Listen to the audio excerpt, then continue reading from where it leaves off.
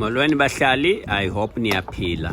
Silapha ke esiyahlala informal settlement kwaLanga. Le ndawo ilapha xa sisuka ngase station train station sisiya eBondeville xa silandela isiporo. Kukho ibali elibuhlungu mani bahlali yho.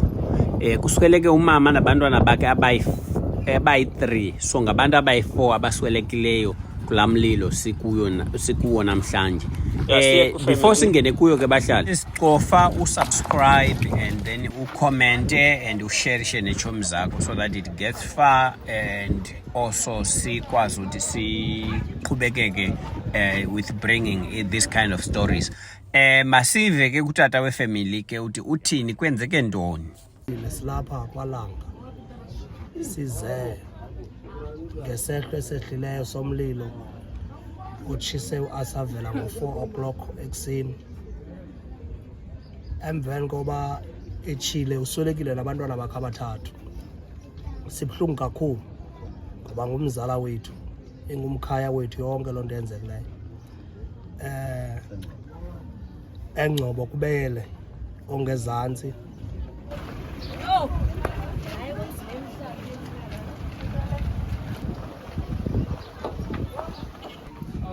Ndivuke mna nge-past 3 sekuthiwa kuyatsha phandle.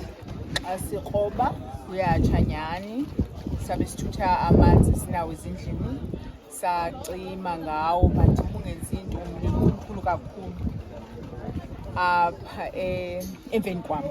So into eyenzekileyo phaa kukho abantwana abathathu ngamawele nomntana oyintombazana omdala nomama wabo baswelekele phaa ngaphakathi endlini kuba kuthiwa umlilo uqale ngaphakathi kubo. Abantu abakufutshane xa bekhwazwa bamabazovula khabakwazi uvula because besekuvutha ngaphakathi. So bayeka kunjalo ngoba babe bethutheza impahla abantu bekusitsha kunjalo baswelekele phaa ngaphakathi. Fika ii-firefighters zacima zasibuza ke ngokuba saba bantu siyabazi na, sachaza ke nathi uba siyabazi ngabantu umntu oyintombazana ohlala nabantwana bakhe abathathu ngamawele nomntana oyi-1 oyintombi. Kwabuza utata wakhona zii-firefighters uba ukhona na yena, sathi akekho, usetrongweni wabantu. Wacinywa ke ngoku. So aniyazi ezabahlali ukuthi nobangela mhlawumbi ngaphakathi yintoni iqalisa umlilo? Phaa ngaphakathi anotsho uba bekukho ntoni, like because baphume sekusitsha.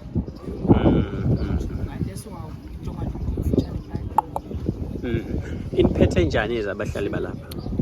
Isiphethe kabuhlungu kakhulu kuba umntana kasista wam uyitshomi yalo mntana oyintombazana wapha. Isiphethe kaki ngoba andikwazi nomxelela uba usweleke itshomi yakhe, so akakayazi loo nto leyo. Isiphethe kakubi kakhulu into eyenzekileyo apha because asikwazi nokucima, amanzi asinawo, siwakha kude amanzi. So umuntu obenamanzi amancinci, amanzi siwakha kude, laa truck ifika namanzi ifika kade ngezinye imini ingafiki.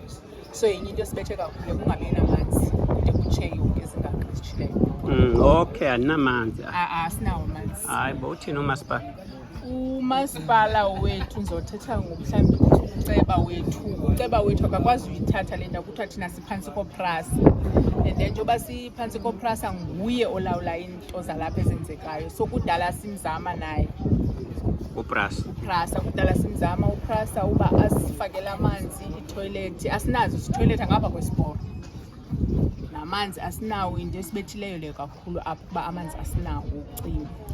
And ke ngoku eyona nto ibuhlungu wena bhutine, asikwazi usifumana ii-services because sibanjwe nguprasa. Uprasa akakwazi ukuza kuthi azosinceda. Usithi uyafuna usinceda but ubanjwe nguprasa, uthi akazukwazi usinceda ngenxa kaprasa. Alright.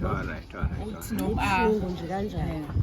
Uthi makakhulule izinto kuye, akamandi yena ukusinceda. Qha xa enokukhulula izinto azikhululele kuye, angasenzela yonke into esinidayo kwicala: umbane, amanzi, itoilet.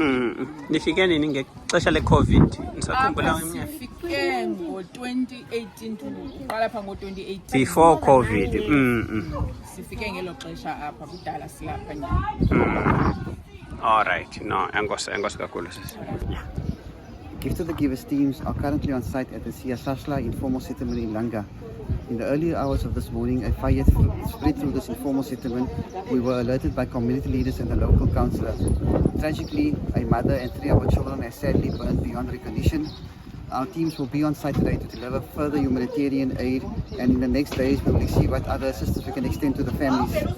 And our teams are currently busy at other active sites in Nomzamo, where close to 200 structures have burnt out, Guguletu, Kanana and Klapmuts. It's been a busy few hours for the Gift of the Givers team members, as these last 3 fires has been one of where many lives have been lost.